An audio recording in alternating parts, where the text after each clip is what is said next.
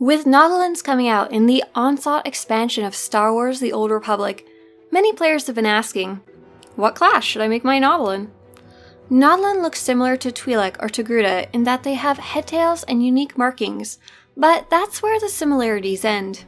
When it comes to choosing your class, don't restrict yourself to what you think a Nautolan has to be. The expanded universe of Star Wars is filled with stories about people breaking the mold and overcoming stereotypes and expectations. In the Imperial Old Republic stories, if you're an alien, you're constantly put down by your superiors until you become one of the most influential people in the galaxy. In the Republic stories, we often see Nautolans of all types in positions of power as soldiers, leaders, and even smugglers. Many players will suggest that the only class Nautolans should be are the ones they have seen them play in mainstream media, but we're playing Star Wars The Old Republic, where you can create a character who follows their own path. One of the Nautolans' most important traits is their pheromone-sensing head tendrils or tentacles, which they can use to sense the moods of sentience nearby, odors, and pheromone changes. Now let's dig into the question, what class should your Nautolan be? The Nautolan Sith Warrior. Although the Nautolans allied with the Republic, a fallen Nautolan would make a strong opponent in battle, as they could feed off of the emotional states of those nearby. Sith warriors use base emotions such as fear, anger, and hatred to fuel their focus and determination, and with their extrasensory tendrils, a Nautolan Sith warrior could also use their opponent's mood to fuel themselves. Deadly, expert fighters, Nautolans have a strong exoskeleton that could be combined with Sith armor to create a terrifying opponent. The Nautolan Imperial Agent. Nautolans are rarely seen as Imperial Agents for key reasons. Agents are often undercover and must have complete mastery over how they portray themselves. Due to their susceptibility of picking up and mirroring the emotions of those around them, a Nautolan would have a difficult time acting their part during emotionally charged situations. This doesn't mean there are no Imperial Agent Nautolans though.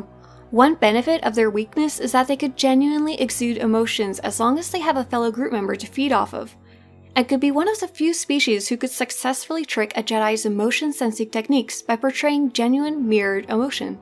Apart from the role of the Imperial spy, Nautolans are very rarely seen in the employ of the Empire, but that does not mean they're never found. Colonel Gresser was a Nautolan male who served the reconstituted Sith Empire during the Cold War, and aided the Empire during the invasion of the planet Denova. The Nautolan Smuggler. Much like the Imperial Agent, it's important for a smuggler to keep their cool, something an average Nautolan may have difficulty with due to their emotion-sensing tendrils. However, the smuggler is also known for being hot-headed and impulsive, and an average Nautolan might not be any more unlucky than the average smuggler. A Nautolan smuggler could also use their extrasensory skills to bargain their way out of bad situations, or to negotiate a better deal when setting a price for their smuggling missions. The Nautolan Sith Inquisitor. Most Inquisitors prefer a more manipulative operating style, being masters of exploiting both enemies and allies to further their own agendas. An extremely well-trained Nautolan could use their mood-sensing abilities to manipulate those around them in and out of battle.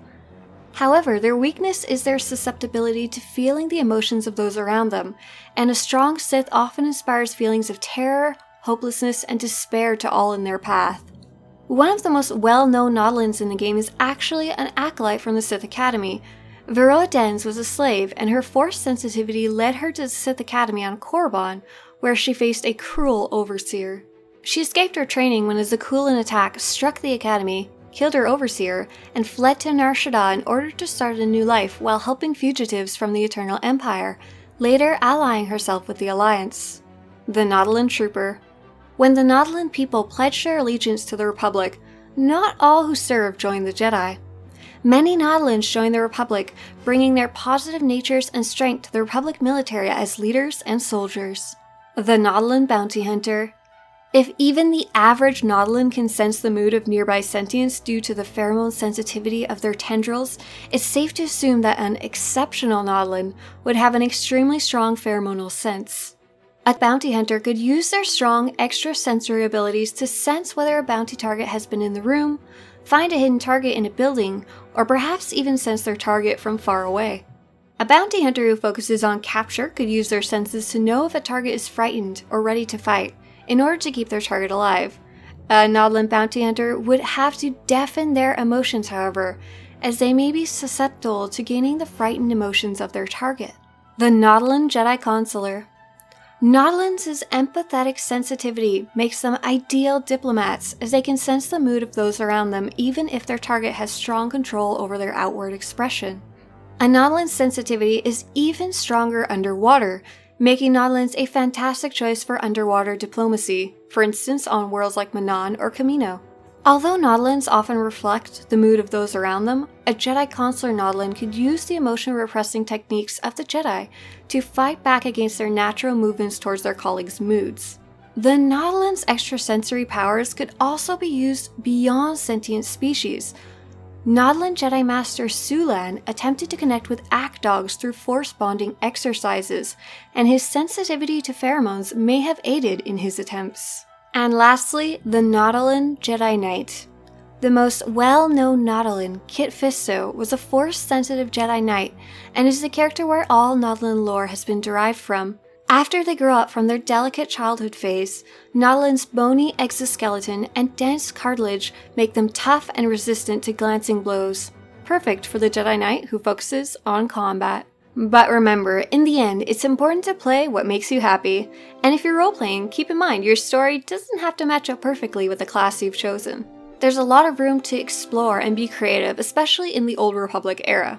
I hope this video helped you decide what type of Nautolan you'd like to make, or helped you further explore some ideas for your current Nautolan's backstory. If you want to show your support for this series, or to have similar videos show up on your YouTube homepage, subscribe to this channel.